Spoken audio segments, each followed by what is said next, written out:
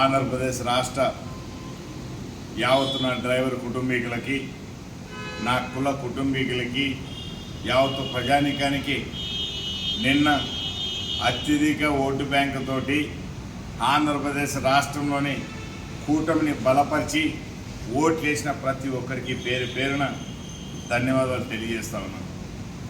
నేను మీ బిడ్డ, మీ బడుగు బలహీన వర్గాల బిడ్డ ఉసిరికాయల సిద్ధార్థ గౌడ్ మాట ప్రకారం బట్టలిప్పి మరీ కూడా ఓట్లు అర్జించి అడుక్కున్నా. ఎందుకంటే మన రాష్ట్ర భవిష్యత్తు, మన రాష్ట్ర యువత ఉద్యోగస్తుల, మన బిడ్డల భవిష్యత్తు బాగుండాలా, దాంట్లో నేను ఒక్కడినై ఉంటాను అని చెప్పి మీతో పాటు పోరాటం చేసి ఈ విధంగా గట్టిగా ఓట్లు వేయమని చెప్పాను. ఈ క్రమంలో నిన్నటి వరకు ఓటేసాం. ఈ క్రమంలో ఎన్నో విధాల మా నియోజకవర్గానికి వచ్చేందుకు రాయచోటి నియోజకవర్గంలో మా బుడ్డాఖాన్ శ్రీకాంత్ రెడ్డిది, మా దోపిడి వాళ్ళ వీళ్ళందరూ చేసినటువంటి దుర్మార్గ దోపిడీ చేష్టలన్నీ బయట పెడితే నిన్న ఎలక్షన్ అయిపోయిన తర్వాత ఇక మా ఊరి పెద్ద మనిషి ఒక ఆయన ఉన్నాడు, ఎండపల్లి నరసింహారెడ్డి అని, ఇక వాళ్ళ కొడుకు డాక్టర్ సాబ్ ఉన్నాడు. ఆయన ఇంటికాడికి పోయినట. ఆయన ఇంటికాడికి పోయి నేను ఆడేడనో ఉన్నానని మనసులు వేసుకొని పోయి ఇక మంచిగా మామిడి కట్టెలు రంపం తీసుకొని మామిడి కట్టెలు కోసుకున్నాడట. ఇక ఒక రంపం తీసుకొని పెద్ద మామిడి కట్టెలు కోసి ఇక యాప కట్టెలు చింత కట్టెలు అన్నీ రంపంతో కట్ చేసుకొని మంచి పెద్ద పెద్ద కట్టెలు పట్టుకొని పోయినట, పెద్ద గడార్ లెక్క.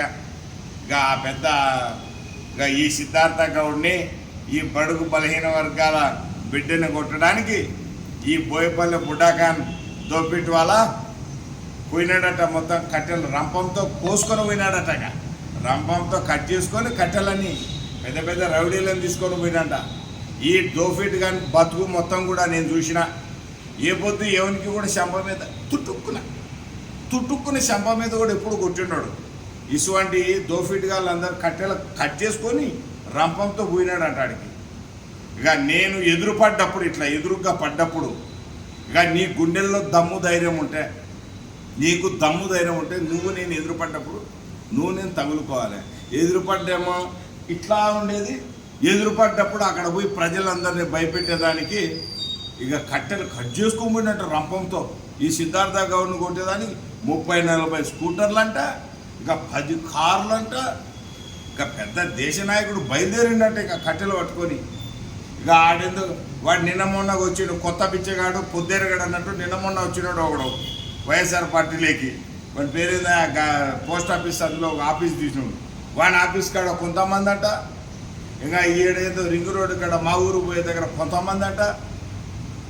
కానీ నేను చెప్పేది ఏంటంటే, నేను నిజంగా మీరిద్దరు శ్రీకాంత్ రెడ్డి, ఈ బుడ్డాఖాన్ బుడ్డా ఫకీర్ గాళ్ళందరూ, ఇంకా ఈ చిన్న చిన్న పిలిపిత్రి గాళ్ళందరూ నా మీద, ఈ దోఫిడ్ గాళ్ళు వీళ్ళందరూ కలిసి నా మీద అటెంప్ట్ మర్డర్లు, కిడ్నాప్, రేపులు, ఆఖరికి రౌడీ షీట్లు పెట్టినారు.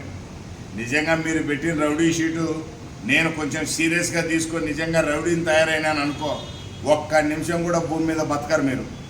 నేను నిజంగానే ఈ రౌడీ షీట్లు ఉన్నాయి కదా అని నిజంగానే రౌడీని అయితే ఈ భూమి మీద ఒక్క నిమిషం కూడా బతకరు, గుర్తు పెట్టుకోమని కోరుతున్నా. హెచ్చరిస్త, warning, not a request, warning. ఎవరికి రిక్వెస్ట్ చేయాలి? నువ్వు నన్ను ఎప్పటి నుంచి నువ్వు దోపిడిగానివైనావు తెలుసా? నువ్వు మామూలుగా అందరికీ తెలుసు దోపిడిగానివని. నువ్వు ఎప్పటి నుంచి దోపిడిగానివైనావు తెలుసా? ఈ బడుగు బలహీన వర్గాల బిడ్డ ఈ సిద్ధార్థ గౌడు డ్రైవర్ల కార్మికుడు. నీలక్క నేను ఎలక్షన్ వచ్చినప్పుడల్లా అదేంటి సంక్రాంతి పండుగ, రంజాను, క్రిస్మస్ 3 పండుగలు ఒకసారిగా నీలక్క నేను పండుగలు చేసుకున్నట్టు గాను. ఏది వాని దగ్గర పోయి ఈ దగ్గర పోయి రాజకీయ ఓట్లు వేపిస్తామని డబ్బులు తెచ్చుకొని తినేటోని కానీ నేను.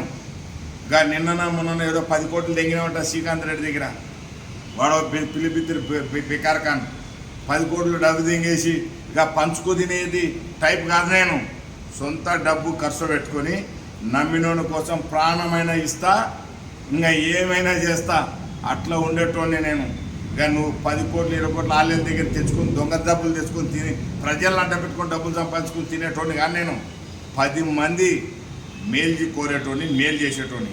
రెండు తెలుగు రాష్ట్రాలలో డ్రైవర్ల కోసం నిత్యం నిరంకుశం ఆరాటపడి పోరాటం చేసి గలం విప్పేటటువంటి డ్రైవర్ కార్మికుడిని.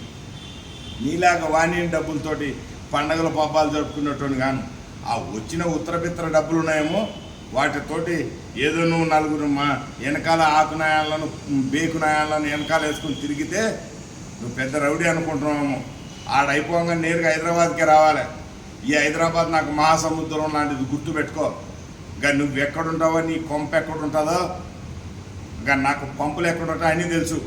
గుర్తుపెట్టుకొని ఇక నీ దోపిట్ అనేది ఎప్పటి నుంచి వచ్చింది నీకు? బిరుదు ఎప్పటి నుంచి వచ్చినా ఈ బిరుదు నీకు? దోపిట్ అనే బిరుదు ఎప్పుడు ఇచ్చినా? నేను కొనుక్కున్న కారు ఏమన్నాయో కొనిచ్చింది నాకు. నేను కదా కొనుక్కున్నా. నా కష్టార్జితంతో నేను కొనుక్కున్న కారు నా కారును పగలగొట్టి నా కారును తగలబెట్టి నన్ను కొట్టాలంట. ఓహో పెద్ద రౌడీయే, బాగున్నదిగా నీ లెక్క. అందుకేనా పెద్ద పెద్ద రంపాలతోటి కట్టెలు కట్ చేసుకొని పోయినట్ట రంపాలతోటి. అప్పుడే పడ్డది నీకు దోఫిట్ అని. అర్థమైందా?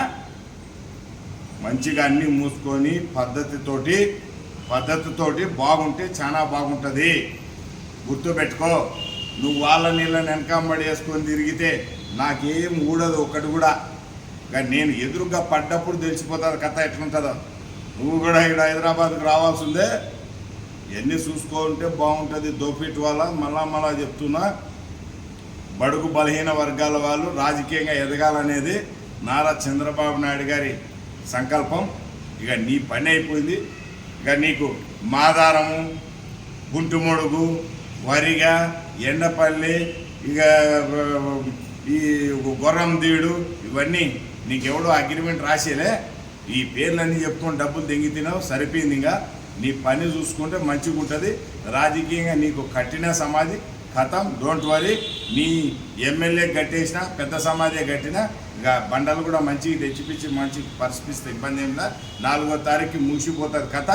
ఇక నేను చెప్పేది నేను ఒకటి మంచి మర్యాద కాపాడుకుంటే బాగుంటుంది. మళ్ళా గోక్కుంటే నేను ఇంకా దేనికైనా తెగబడతా. నేను అన్నీ వదిలేసి నా కొడుకును. నాకు భూమి మీద బతకాలని ఆశ లేదు, డబ్బు మీద వ్యామోహాలు లేవు, ఏది లేదు. నేను దేత్తడి పోచమ్మూడు ఒకటే బాట. మంచిని నమ్ముతా, మంచి చేస్తా, మంచి కోసం నిలబడతా. దాంట్లో ఎవడు అడ్డు వచ్చినా కూడా దేనికైనా సిద్ధపడతా. నేను ఇంకా నాకు 5 మంది అన్నదమ్ముల్లో ఒకడు చచ్చాడు, ఇంకా 4 ఉన్నారు. నేను పోతే ఇంకా 3 ఉంటారు మా అమ్మకి అన్నం పెట్టేదానికి. మరి నువ్వు పోతే ఎవడు ఉంటాడు? పిల్లిపిత్రిగాడు కూడా ఉన్నాడు. గుర్తుపెట్టుకో. ఇది గాను ఎవనుకోడు మంచిగా డైరెక్ట్. ఇది ఇంకెవడు వాడి చెప్పడం వద్దు. నీ దగ్గరికి వచ్చి అట్టన్నాడు ఇట్టన్నాడు ఎల్లనా పుల్లనా నడుములో నారిగాడు మధ్యలో సులిగాడు ఇవ్వద్దు. Direct face to face. నేనే చెప్తున్నా నీకు. పద్ధతిగా ఉంటే ఒక విలువలు కాపాడుకుంటే విలువలు ఉంటాయి. దాన్ని మించి దాటితే వేరే రకంగా ఉంటుంది. ఈ పిల్లిపిత్రిగాళ్ళ గురించి ఎక్కువసేపు మాట్లాడుకున్నా మనకు కూడా టైం ఒకే. కానీ రాముడన్నను మాత్రం, మన అభిమాన నాయకుడు రాముడన్నను మాత్రం అసెంబ్లీలో అడుగు పెడుతున్నాడు. అసెంబ్లీలో అడుగు పెడుతున్నాడు. ఈ ఆనందం సాల్ ఈ క్షణం సచ్చినా నాకు మండిపల్లి కుటుంబాన్ని మళ్ళా అసెంబ్లీలో అడుగు పెట్టేలా చేసినామని చెప్పి ఈ ఆనందం సాల్పై నేను ఎక్కడైతే అడుగు పెడతానో, నేనే కదా నా గురువు సైకం శ్రీనివాసరెడ్డి గారు ఉన్నారు. ఆయన కూడా మేము ఎక్కడైతే అడుగు పెడితే అక్కడ వారు వన్ సైడే, అక్కడే గవర్నమెంట్ ఫామ్ అవుతుంది. అదేందో ఏమో మాకు అర్థమవుతుంది.